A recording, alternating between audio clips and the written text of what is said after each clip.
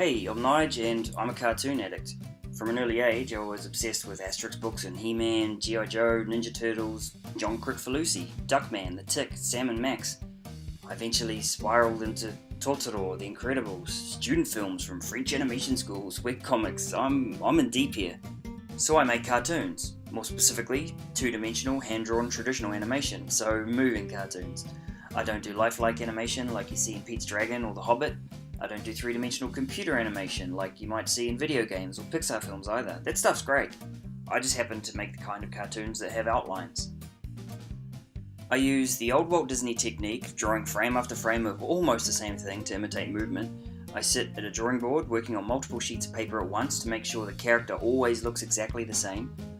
This Walt Disney method that they use for Lion King and whatnot is also used to make everything from Foot Rot Flats to The Simpsons to Brotown.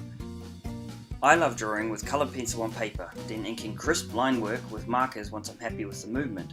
Then every drawing gets scanned into the computer for colouring. Once digitised, I can manipulate shadow drawings to look like shadows, layer the whole thing together as digital video, paint backgrounds, add effects and sound. So, although I hand draw all my animation, I still use computers a lot. Traditional animation is a hugely labour-intensive art form, but computers have taken it from a near impossible level down to pretty difficult. These days, a lot of us now draw straight into software like Adobe Flash or Toon Boom Harmony using digital pens and tablets. Back when I started studying at Auckland Animation College in 1995, which was an actual thing, I learned how to animate with pencil and paper. Then worked in a studio for years where I learned to combine software with my drawing to make TV shows, TV ads, games, websites. Unfortunately, I've never worked on anything that you'll actually recognise outside of late 90s TV commercials. The Warehouse, McDonald's, Ribena, things like that. See, I was lucky enough to land a brilliant apprenticeship with Mark Saunders and Inkspot Digital, and they threw me in the deep over and over and over. The best way to get good at something? Do it. And then do it again. I travelled the world drawing from wherever. I lived in Japan while working for the Americans on this. I recall a time when I was sitting on a beach in Spain animating Rarotongan language lessons for a client north of London. I mean, it was winter in Spain, so calm down. Then as a solo act I found that there was a lot of work animating web commercials and explainer videos. You see them on Facebook, Kickstarter, TED, where they trick you into concentrating on what some random is explaining by using animation to highlight their point, sort of like what I'm doing right now. The quality of the movement is usually a lot lower than animation used for storytelling, so it's faster and cheaper to make, and therefore, popular. I definitely prefer character animation though, where I can give the little figures I draw some life and personality.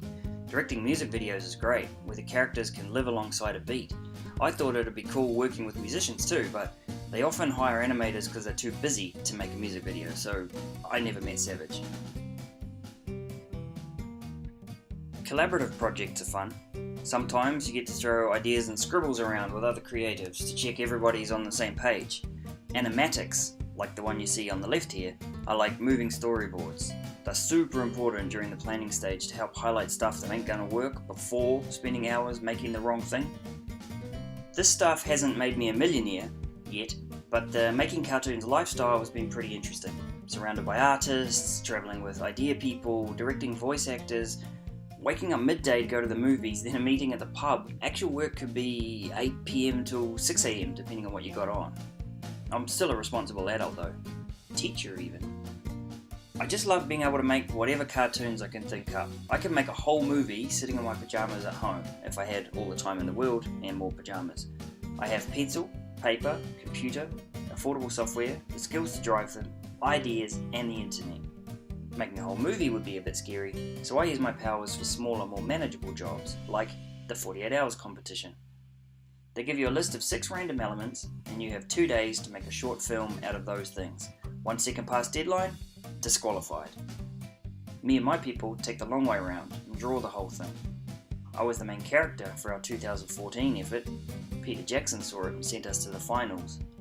The joy of animation is all here, he reckoned. We didn't win, but it was mind-blowing having amazing craftsmen spend their weekend drawing me getting killed over and over. This year, I entered the competition with a team of animation students, which was ridiculous fun and a hell of a first effort. I'll show you another time. Now, I grew up on cartoons. I spent a lot of my high school years drawing comics that will stay buried. I played games on my Commodore 64 personal computer when I didn't have change to go play Spaceys. I used my VCR to tape cartoons off telly and rewatch them over and over. In fact, I first started learning to draw by pausing a show called Ren and Stimpy, putting tracing paper over the TV screen, which was glass back in those days, and drawing my favourite poses. Then using what I learned to create my own characters. This is an odd space soap I wrote when I was 17 and developed on and off for a few years. I may still use bits of it one day. See, the world is moving more and more towards their screens. My 3-year-old nephew dangerously explores YouTube if you turn your back for a minute.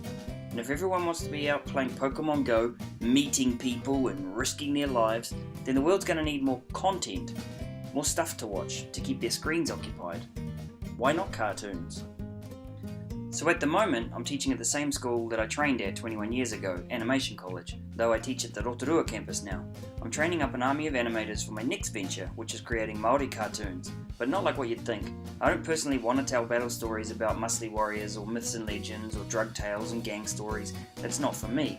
I want to create a Māori pop culture that young te reo speakers can get excited about and hopefully hold on to that language longer than they usually might.